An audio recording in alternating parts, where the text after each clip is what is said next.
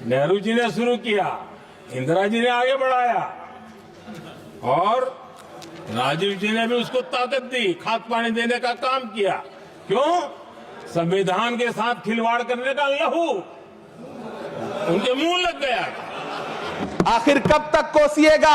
थोड़ा पंडित नेहरू जी के बारे में पढ़िए, तब पता चले कि पंडित नेहरू की शख्सियत का नाम है। दुनिया का पहला ऐसा राजनेता जिसने अपनी जिंदगी की आजादी के लिए, देश की आजादी के लिए 3259 दिन अंग्रेजों की जेल में बिताए। पंडित नेहरू एक ऐसे महान शख्स जिनके पिता पंडित मोतीलाल नेहरू, जिनकी बहन विजय लक्ष्मी पंडित, जिनके बहनोई पंडित रंजीत सीताराम, जिनकी बेटी इंदिरा गांधी, जिनके दामाद फिरोज गांधी, सब ने अंग्रेजों से लड़ते हुए स्वतंत्रता आंदोलन में जेल काटी। आप किस मुंह से उनकी लकीर छोटी करने की बात करते हैं? नहीं कर पाइएगा, 7 जन्मों में नहीं कर पाइएगा, क्योंकि जिस्म की मौत कोई मौत नहीं होती है। जिस्म मिट जाने से इंसान नहीं मर जाते, धड़कने रुकने से अरमान नहीं मर जाते, सांसें थम जाने से ऐलान नहीं मर जाते। जिस्म की मौत कोई मौत नहीं होती।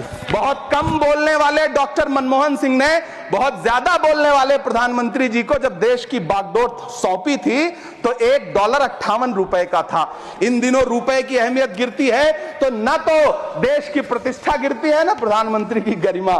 जिस देश में 80 करोड़ लोगों को 5 किलो राशन के लिए कतारों में लगना पड़ता हो, उस देश में यह सरकार 12 लाख तक के टैक्स न लेने के लिए अपनी पीठ थपथपा रही है। इस सरकार का बाजार और महंगाई पर कोई नियंत्रण नहीं रह गया है। चाहे देश में लहसुन 400 रुपए किलो बिक जाए, टमाटर 100 रुपए किलो बिक जाए, प्याज का दाम सुनकर आंखों में आंसू आ जाए, लेकिन वित्त मंत्री महोदया बजट में महंगाई का मां भी नहीं बोलती हैं। आखिर कौन सी नफरत है?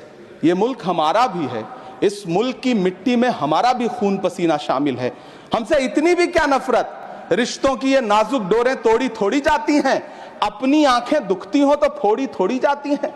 सभापति महोदय, मैं तो वित्त मंत्री जी से पूछना चाहता हूं आपके माध्यम से कि शायद आपको पता ही नहीं है कि गृहस्थी चलाने वाली एक गृहिणी की मुश्किलें क्या क्या होती हैं। आपने कभी सोचा भी नहीं होगा कि जब वो किचन में सब्जी बनाने के लिए कढ़ाई में तेल डालती है तो उसके साथ उसके आंसू भी गिरते हैं। सभापति महोदय, शायद उन्हें पता भी ना हो कि एक छोटी सी गाड़ी और एक छोटे से फ्लैट का EMI भरने के बाद इस देश का एक गरीब इंसान जब अपने बच्चों की फीस भरने के बारे में सोचता है तो उसे कितनी खुशियों का गला घोंटना पड़ता है। शायद उनको पता भी नहीं है कि फसल बेच करके बिटिया की शादी का सपना सजाने वाला किसान जब अपनी फसल बर्बाद देखता है तो कितनी रातें सो भी नहीं पाता है। सभापति महोदय, शायद वो कभी इस पीड़ा को समझ ही नहीं पाएंगी कि परिवार के किसी एक सदस्य को कैंसर जैसी बीमारी हो जाए तो घर और जमीनें गिरवी रख उठती हैं, लेकिन इलाज नहीं हो पाता। हुकूमत इस कदर आवाम पर एहसान करती है, ये आंखें छीनती है और चश्मे दान करती है।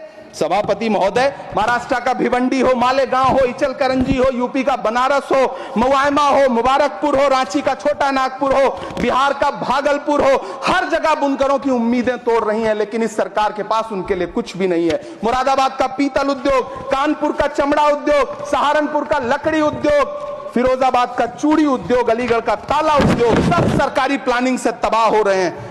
इन तमाम के बीच सरकारी सपोर्ट से बस एक उद्योग फल फूल रहा है, नोएडा का नफरत उद्योग। सभापति महोदय, जिस देश में 40 से 45% मेडिकल फैकल्टी की सीट खाली हो, वहां बजट में 75,000 नए मेडिकल सीट्स का ऐलान हो रहा है।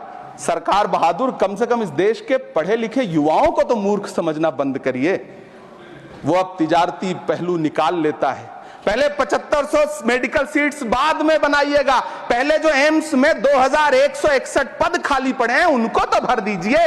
वो अब तिजारती पहलू निकाल लेता है। मैं कुछ कहूं तो तराजू निकाल लेता है। मैं इसलिए भी तेरे फन की कद्र करता हूं तो झूठ बोल के आंसू निकाल लेता है। सभापति महोदय, फिर झूठ आया है, मैं उसे मिथ्या कर दे रहा हूं। शायरी में बार बार आ जाता है, क्या करूं।